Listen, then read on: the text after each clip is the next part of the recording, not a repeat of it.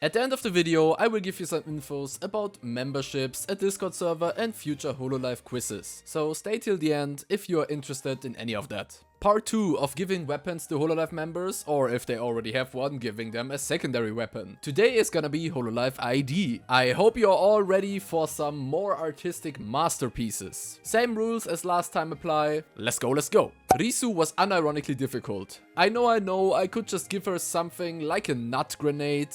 This sounds so wrong. And it would fit just fine. But that would be the boring approach, so I wanted to use something that's not so obvious. Some of you might not know, but one of the only lore points we have about Risu is that she's from a mythical forest and might be some kind of witch. That's at least the origin of her name. So I wanted to give her something that enhances her magical capabilities. And what's more suitable for that than a staff of some sort that allows her to channel her magic abilities better. It's nothing too fancy. I tried to keep it kinda woody, foresty. Yes, these are words now and they perfectly describe what I mean. So it kinda fits the magical forest theme a bit better. Now that I look at the list of what I gave to which member, I noticed that there are only 2 members who really got like a weapon. Everyone else I gave some sort of tool or catalyst, and it's no different for Muna. She will also get a staff with a moon artifact in it. You know, I don't really see Muna being like a physical brawler or something. That's why it kinda has to be a staff or something that like enhances her already existing powers. This artifact has different phases, representing the different phases of the moon. Depending on how full the moon is, the power of the staff varies. And once it hits full moon, it ascends. And Muna is able to access her full potential.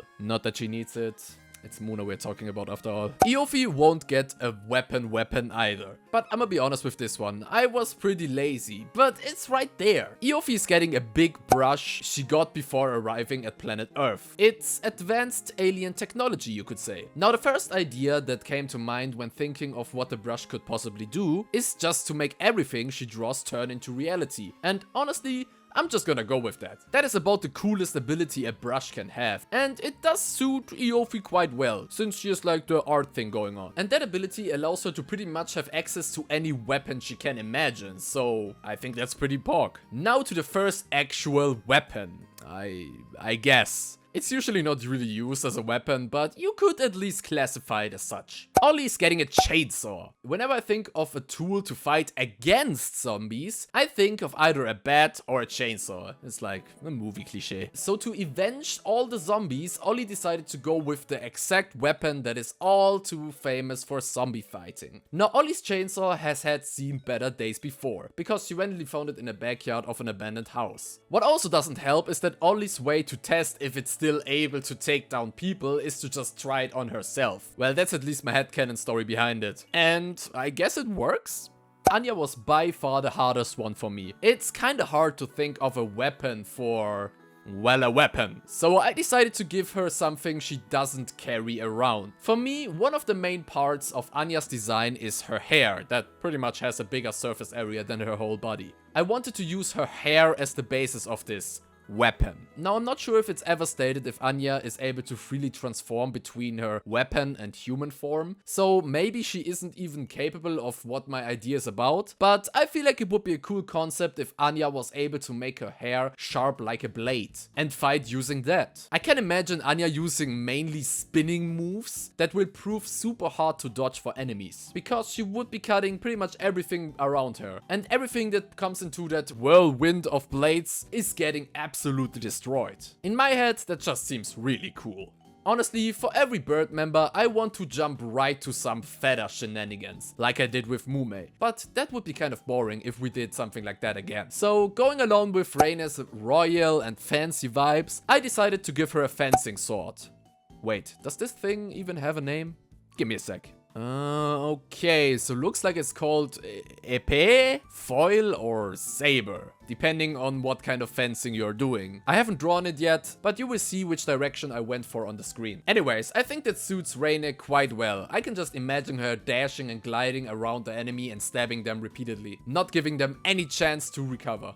I'm giving Kobo an upgrade to her umbrella. As far as we know, her umbrella is just a normal umbrella. But after the upgrade, it's able to attract and redirect lightning. Now to be fair, it has only been stated that Kobo is able to summon rain, but I would imagine a storm can come along with that. So in a combat situation, Kobo uses her rain shaman powers to summon a lightning storm, and then she uses her umbrella to first attract lightning and then redirect it right at her enemy. And once we're at it, I also gave it like a sharp ending, so she can also potentially stab people with it. Might as well, right? Honestly, we could just give Zetta like a silenced pistol, Hitman style, and it would be a good shout. But considering that Zetta is more of a digital information gathering unit and not really an agent that goes out there and pursues criminals directly, I think something a bit more low-key might fit better. Okay, a pistol is also kinda low-key, but I went with something else. Honestly, thinking about it, Zetta and Raora have a lot in common. And I could totally see Zetta also pull off those nail claw thingies. And that's why I went with something pretty similar.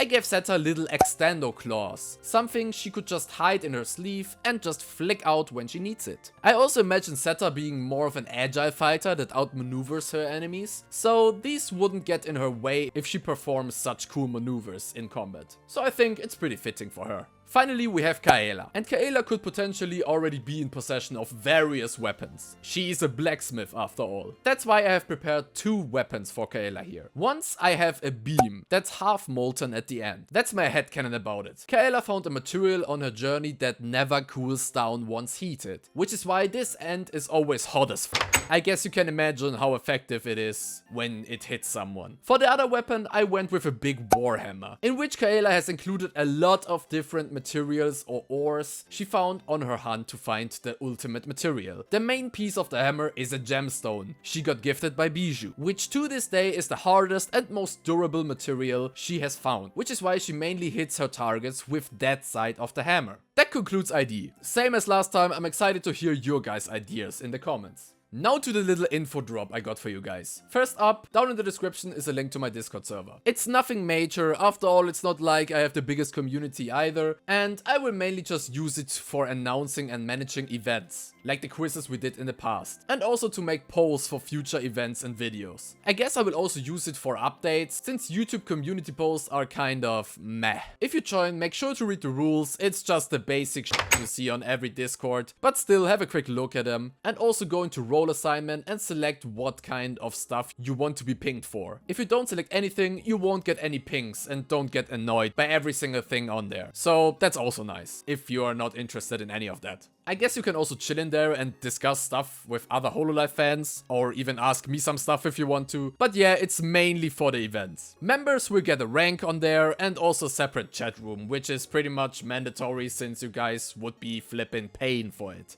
But the big thing members will be able to do is to participate in special events. Not the quizzes, those are normal events in which everybody can participate. But I'm planning different ones, which will have limited spaces for participants. And those ones will be members. Also, I'm planning to do shorts like Hololive Mafia or Guess the Hololive Member, in which I will be the host and members will be the ones playing it. That would include us hopping into a call, so if you're not comfortable with that, it's probably not the best idea to member, unless you just want to support me, I guess. But honestly, I'm fine. You really don't have to. Alright, that's about it. I hope you have a nice rest of your day, guys. See ya.